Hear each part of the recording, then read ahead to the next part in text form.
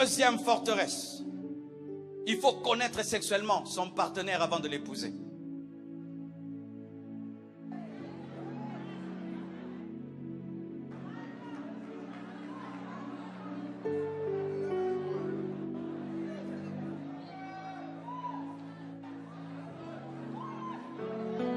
Comment tu peux épouser une femme, tu ne l'as pas goûté?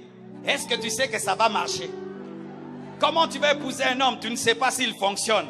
Vous êtes devenus des testeurs, des gynécologues, vous êtes devenus des goûteurs. Même à l'église, tellement que cette mentalité d'Abidjan est en toi. Même quand je prêche comme ça, il dit jamais pasteur. C'est comme ça que vous avez des fiançailles pornographiques. Des fiançailles d'impudicité, d'adultère. Le jour du mariage, vous n'êtes pas pressé d'aller dormir parce que vous avez déjà tout fait. Des mariés qui dansent jusqu'à 4 heures du matin, qui ne sont pas pressés. Et quand on leur demande de s'embrasser, ils s'embrassent comme des professionnels parce qu'ils ont déjà tout fait. Oh, je te parle, je te parle, je te parle, je te parle. Quand vous vous embrassez bien comme ça, où est-ce que vous avez appris ça? Vous avez appris ça où? Les jours du mariage, vous faites ça bien comme ça.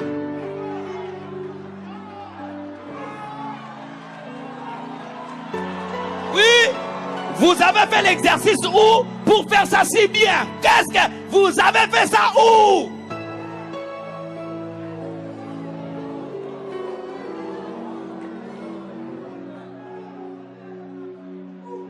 Pourquoi une culture que nous avons maintenant, qu'il faut chercher à savoir? Parce que peut-être qu'il est impuissant, peut-être qu'il est frigide, peut-être que ça ne va pas marcher, peut-être que, et même quand on est chrétien, et qu'on nous prêche la sainteté, qu'on nous dit que Marie était vierge, et Joseph ne l'avait pas connue, tu dis Yuma de Yuma, Joseph vraiment Yuma.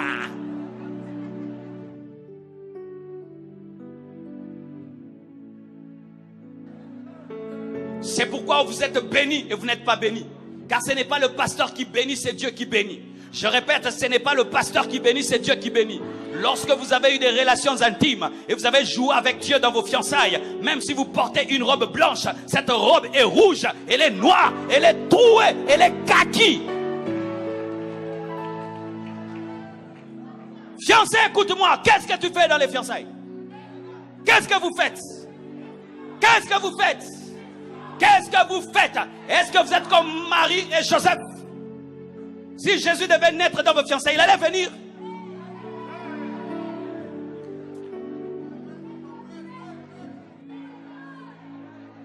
Si Jésus devait naître dans vos fiançailles, il allait trouver un Joseph qui a déjà déviergé Marie.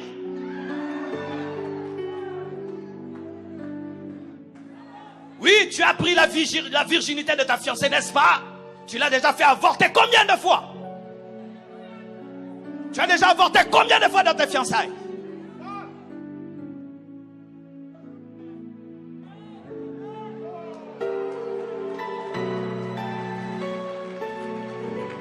Et puis, la main du pasteur n'est pas puissante. Après la bénédiction, on n'a rien vu. Vous allez voir quoi? Vous avez déjà tout vu. Vous allez voir quoi? Vous avez déjà tout fini. Des mariés qu'on appelle fiancés. Des mariés qu'on appelle fiancés. La Bible nous dit que Joseph n'avait pas connu Marie. Je vous donne le verset. Il y a toujours des gens qui demandent le verset. Prends le verset. Bizarre, même s'il connaît l'histoire. Pasteur, c'est où? Luc 1, 26 à 27. Prends le verset, toi qui aimes les versets. La Bible dit, au 6e mois, l'ange Gabriel fut envoyé par Dieu dans une ville de Galilée, appelée Nazareth, auprès d'une vierge fiancée. Dites vierge fiancée. Dites vierge fiancée.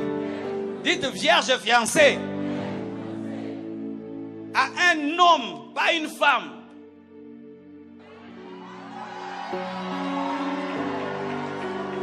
Alléluia. Pas à une femme. Donc avec quelqu'un qui a la capacité de prendre la virginité mais il n'a pas prise. De la maison de David, nommé Joseph, le nom de la vierge était Marie. Si Marie n'était pas vierge, elle n'allait pas enfanter Jésus. Si Esther n'était pas vierge, elle n'allait pas épouser Assyrus. Voici ce qui se passe dans les fiançailles. Dans les fiançailles, c'est que tu peux voir, tu observes. C'est que tu ne peux pas observer, tu pries. Pour ce que je ne peux pas observer, je prie et je compte sur Dieu. Mais pour ce que je peux observer, le caractère, j'observe. Mais la sexualité, je n'observe pas parce que je ne peux le faire, je prie. Mais vous, là où vous devez prier, vous observez. Là où vous devez observer, vous priez. Face au caractère, au lieu d'observer, tu pries. Tu vois qu'il est méchant, tu vois qu'il est sale, tu vois ça déjà et tu pries. Dieu t'a déjà montré, fouille. Là où vous devez observer, vous priez. Mais là où vous ne devez pas observer, vous observez. J'aimerais te voir comment tu es quand même. Quand même. Si tu m'aimes, et vous utilisez toujours si tu m'aimes. Si tu m'aimes. Ma soeur, fais attention à si tu m'aimes. Quelqu'un peut dire qu'il aime le poulet. Est-ce qu'il aime le poulet? Quand quelqu'un dit qu'il aime le poulet, c'est pour manger le. Et quand ton fiancé te dit si tu m'aimes, je vais te voir, il veut te manger. Est-ce que tu es la nourriture pour qu'on puisse te goûter avant de te manger? Dis à ton fiancé, je ne suis pas une nourriture, on ne me goûte pas, on ne me goûte pas. Je suis une femme, je suis une chrétienne, je suis un enfant de Dieu. Tu ne me goûteras pas, je ne suis pas un poulet, je ne suis pas un poulet. Maman, tu n'es pas un poulet. Donne-moi l'amen, hein?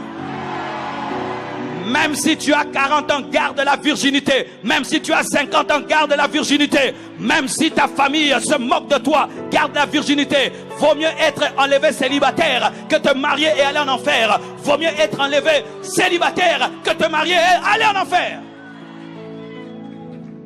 Parce que les hommes commencent à utiliser ça comme un chantage. Un chantage. Tu refuses, je vais épouser quelqu'un d'autre. Toi tu refuses, mais elle accepte. Elle accepte parce qu'elle est moins chère. Elle accepte parce qu'elle ne se connaît pas. Elle accepte parce qu'elle ne sait pas quel est le temple du Saint-Esprit. Elle accepte parce qu'elle ne connaît pas la valeur de son corps. Elle accepte parce qu'elle aime l'homme plus que Dieu. Mais moi j'aime Jésus. J'aime Jésus. J'aime Jésus plus que le mariage. J'aime Jésus plus qu'un homme. Et si je dois mourir célibataire, je mourrai célibataire.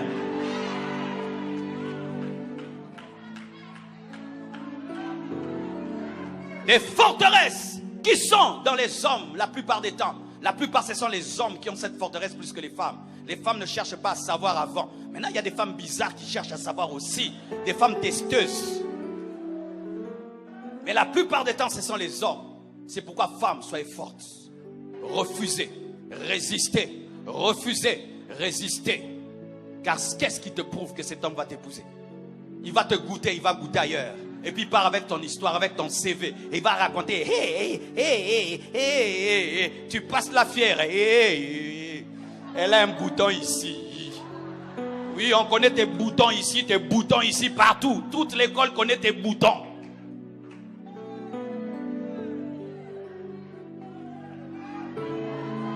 Ceux du peuple qui connaîtront leur Dieu agiront avec fermeté. Ceux du peuple qui connaîtront leur Dieu agiront avec fermeté. En ce temps de la fin, femme, tu dois être ferme, tu dois être pure, tu dois être sainte, tu dois être consacrée. Et tu ne dois pas penser comme tout le monde et faire comme tout le monde. Et ce que vous ne savez pas, je l'ai enseigné une fois, c'est que lorsque vous essayez avant, ça perturbe l'observation. Ça peut être un homme qui ne va pas t'épouser, mais tu le permets de te connaître. Et à cause du plaisir qu'il t'a donné, tu l'épouses pour le plaisir. Alors que le mariage n'est pas fondé sur le plaisir. Il est fondé sur le caractère. Et tu te rends compte que le plaisir ne peut te donner le bonheur. Parce qu'il y a une différence entre le plaisir et le bonheur. Ça peut être la femme de ta vie, tu la connais comme ça, depuis tu as un dégoût. Tu as un dégoût total. Tu ne l'honores plus, tu ne la respectes pas. Parce que si vous ne savez pas, les hommes sont attirés par le mystère. Et lorsque tu découvres ta fiancée avant le temps, quand tu brises le mystère, tu cesses de l'honorer, de la respecter. Et ça peut être la femme de ta vie et Satan te la vole parce que tu n'es plus attiré par elle. Ne sois pas plus sage que Dieu. Brisez cette forteresse qui est en ce temps de la fin. Brisez cela. Brisez cela. Dieu ordonne la chasteté dans les fiançailles. Dieu ordonne la virginité dans les fiançailles. Dites amen. Hein? Dites amen. Hein? Même si tu l'as fait, dites amen. Hein? Même si tu es dedans, dis amen. C'est pourquoi un fiancé qui refuse d'obéir à cette parole, tu dois rompre avec lui aujourd'hui. Vous m'entendez, hein? Vous m'entendez?